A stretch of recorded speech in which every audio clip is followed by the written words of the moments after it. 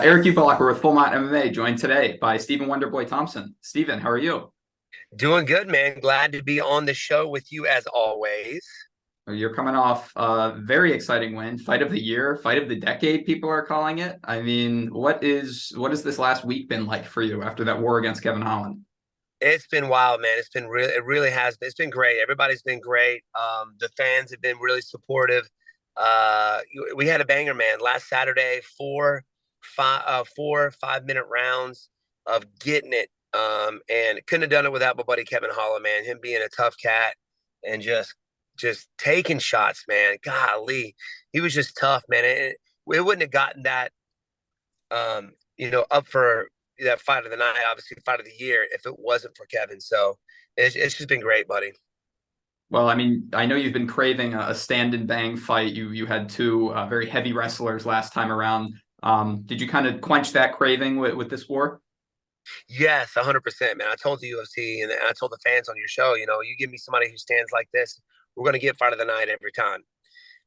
So it was good to have a good, a striker such as Kevin Holland. I knew he was at some point he was going to try to shoot and take me down, and but we kept it standing. He ended up breaking his hand breaking his right hand. I ended up breaking my left hand in the fight. Broke the first and second metacarpal, but his is so bad he had to have surgery on it. So I don't think I have to have surgery on mine. Little bumps and bruises. These are from headbutts that we had during the fight, but I'm healing up nicely. How many times have you broken your hand? I remember talking about after the Vicente Luque fight when you broke both hands. How many Yes. times is this for you? Right now, this is my third. So, well, my second, excuse me. The first time I ever broke my hands at all was during the Vicente Luque fight. I broke both hands, and then my left hand in this fight. So, they say once you break it once, you're prone to break it again. So I've got to get back on my Maki training, my hand conditioning training after this is healed up. Um, so that way it doesn't happen again. Yeah, absolutely. I know you had an MRI earlier this week too. How did that go? You said you don't need surgery on it, right? Yes, I did break the first and second metacarpal in that hand, which means I'm punching with the correct part of the hand. It's just that there was so much force behind it, and I threw a lot with that left hand. I'm not even left-handed. I'm right-handed. I throw my right hand is more powerful than my left. But during the fight, my plan was to keep my right side forward and blitz in with my left hand, and that was the game plan, and I stuck with it. So I don't remember when exactly I heard it. I just remember taking my glove off after the fight and I kind of flexed it and I was like, ooh, that doesn't feel good. That feels familiar. I definitely broke my hand. So I knew it was broken, but, and then immediately swelled. But, it's rough getting around with one hand. I know Kevin Holland's is even worse, but, we're getting by day and I'm healing up nicely. Like from the first, like what Saturday, give me a few days and I look brand new. So I heal up pretty quickly. So it won't be for long, maybe a day or two before we take the stitches out. What'd your dad say when you broke your hand? I know last time when you broke it in the Luque fight, he was telling you just keep throwing it, toughen up. Did he have any Yeah. sympathy for you this time? No, nothing yet. Because remember, I didn't know I broke it till Yeah. after the fight. But he was happy, man. I kept throwing it anyway, but I don't remember it hurting at all. And that could be just because of the adrenaline or the will to keep pushing forward and to keep my man Kevin Holland. There was a lot that was going on in my head during that fight, making sure that I kept Kevin Holland on his heels because he doesn't do well on his heels. So yeah, man, there was a lot going on in that fight. So I didn't realize I broke until after. I know you on the MMA hour you were talking about obviously Kevin Holland is known for, talking trash during fights. He was saying ow a lot when you were punching him. He was saying, ow, that hurt. Did he talk any crap to you during the fight, or was it mostly just, respectful, playful stuff like that? It was all respectful and playful stuff, man. He was telling me to slow down. When we headbutted each other, we ended up in a clinch position. We were like, oh, we both kind of apologized to each other, and we just kept on fighting. It was very respectful, very respectful. Why do you apologize to him after you hit him? Is that something you do with a lot of opponents? Yeah, I've done it before, man. I did it. Remember when I fought Johnny Hendricks? I was trying to snap kick him in the face, but my toes grazed his groin. So it was kind of a nut shot. I was like, "Oh, I'm sorry, man," and he was like, "Oh, it's okay." And the ref was like, "Keep fighting." So I just hit him with a spin back kick to the body, But yeah, I do that all the time, and I don't know why. Like I hit him, but if it's not at the illegal area, I always say I'm sorry. And of course, whenever he, oh, can you see me? There we go. Yep. Whenever he kept saying it, that hurt. I was like, my bad, man. I'm sorry, bro. But I got to keep going. I got to keep pushing. I got to keep trying to hit you. It's funny, man. It was great. Never had an opponent like him before. Um, Tough as nails. The reach that he had was just amazing. Was crazy. He had to, really navigate that during the fight, which is fairly difficult because he uses it so much differently than normal people, more normal fighters. And the talking aspect, he didn't show it one bit until later in the round that his hand was hurt. And I know he heard it. He broke it on my head the first round. Thank goodness I was blessed with a hard head. It's just so funny that I mean, most fighters that I feel like I talk to here are very nice and respectful outside of the cage, but they get into like a different mindset when they go in. It seems like you kind of have the same mindset all the time. You're just also really good at fighting while you do it. Is that accurate? Like, you don't really enter that killer mindset. You're still such a nice guy in there. Yeah, man. I mean, I just feel like I don't need to. This is a game to me. You know what I mean? It's a chess match. It's a game, and I feel like you don't have to get emotional. And from my experience, fighting for so many years, when you do get emotional, you start doing things you normally wouldn't do. And I don't want to put myself in that situation. I don't want to put myself in a situation that I'm normally not in because I get emotional. So I know, to stay calm while I'm out there. Yeah, absolutely. Were you surprised when Kevin Holland's corner threw in the towel? No, not at all. I mean, you don't really normally see that in MMA because we're supposed to be these tough guys. But I think it was a very smart on the coach's part, and I would love to see more coaches do that in MMA.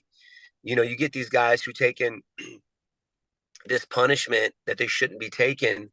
Um, Kevin Holland was taking way too many headshots. He couldn't block. He couldn't throw his bread and butter, which was his right hand. And it was smart on his coach's part. I'm glad that they did that. Yeah, and I mean, at least I had you up 3 rounds to 1. The judges also did a couple 10-8s in there as well in the last round there. You were confident that you were winning the fight up to that point, I'm assuming. Yes, I mean, but in my head, because he did hurt me in that first round with that right hand, I'm thinking to myself, I'm losing this fight, so I've got to be more aggressive, got to keep him on his heels, and that was the plan: to blitz him, get him close to the cage, and just try to wear him out. Not only that, I knew he started. He didn't. He started not to throw his right hand as much, so I kind of figured it was hurt. So that was kind of my target, just aiming, kicking for that hand. Mhm. The last time we talked, I believe it was right before this fight got booked. You were between Kevin Holland and Michel Pereira. You were leaning Kevin Holland, and I think like 3 days after we posted that interview, the fight was announced with Kevin Holland. Obviously, the UFC also tried to match you up against Shavkat Rakhmonov, who was kind of more known for his grappling. You were very adamant that you wanted somebody to stand and trade after fighting so many wrestlers. And most people were on your side, but there were a lot of actual critics on both the video that we posted and just people on Twitter, basically saying, if you don't want to fight wrestlers, go fight kickboxing again or something like that. Did you see any of that criticism, and how do you respond to that? Yeah, man. I mean, the thing is, my last two guys that I fought were grapplers. So, I was just like, and I didn't turn those guys down. I was like, yeah, let's make it happen. I'm still number one. Obviously, the gold is always at the top of the list. I know there's a lot of things I still have to work on, but I just kind of wanted a strike over this one. I knew that it was going to be a banger with Kevin Holland. Um, and no fans want to see me get taken down. And they knew that they were going to take that blueprint from Gilbert, just take me down and hold me down. And nobody wanted to see that. They wanted to see a striking, and I wanted to give that to them. Give me a grappler now. I don't mind, but I just wanted a striker for this one. I wanted the fans not to boo this fight because my last two before we got nothing but boos. So I wanted the fans to be happy with this performance, to really get excited, and they were. I mean, they loved it. The fans loved it. They wanted to see. They wanted to see a banger, and that's what people expect whenever I step out there on the card is a striking extravaganza. After everything you've done in the sport, did it bother you to see people talking that way about you, even if it was just a minority? No, man, it doesn't bother me one bit. I realize that, this is an MMA sport and there's a lot of grappling fans out there. So it doesn't surprise me one bit that they would come out and say that. But I'm here to say that, hey, I don't mind fighting the grapplers. I just wanted a striker this last fight. And I know there's a slew of grapplers in front of me in order to get to the title. And I'll have to be facing those guys. So I'm getting better every day and still got some things got to work on. And in this time that my 6 month suspension that I have, I'm going to be working on that grappling. Mm-hmm. And you mentioned the title again. You hate retirement talks. I never ask you purely about retirement. So instead, I want to ask you, how did it feel to shut up all of the people that were saying Stephen Thompson's too old, Stephen Thompson isn't going to make another title run? Man, it feels great. That's all I got to say. It puts smiles on my face. It's funny because you're only as good as your last fight. When I got knocked out by Anthony, people are talking about me retiring then. I'm like, what are you talking about? And it was good to shut them up after I beat Vicente Luque and Jeff Neal. And then I get held down for 2 fights and people are saying, retire, retire, retire. I'm like, no, I still got fight in me. I can still do this. As you saw this last fight, I don't take a ton of damage. Of course, I got a little bit of headbutts and stuff here and there. But, I still feel like I'm 25. I still feel like I'm still at the top of my game and getting better. So 6 month suspension, that means you can return May, June? Is that what it's looking like? 100%. Yes, sir. And I'm assuming you still like the Conor fight, the Masvidal fight, Michelle Pereira. Is there anyone that sticks out in particular if it was up to you?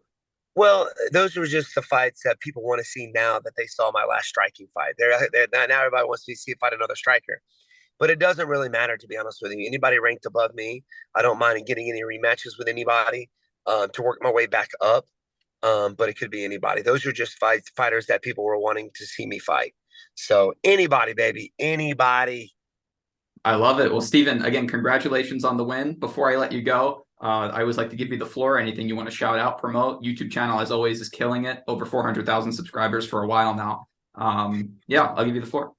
Thank you, buddy. Yes, guys, check out Protecting Tuesdays, some fun vlogs, mine and Sweet T's YouTube channel, Stephen Wonderboy Thompson. You can follow me on Twitter and Instagram at Wonderboy MMA and also TikTok.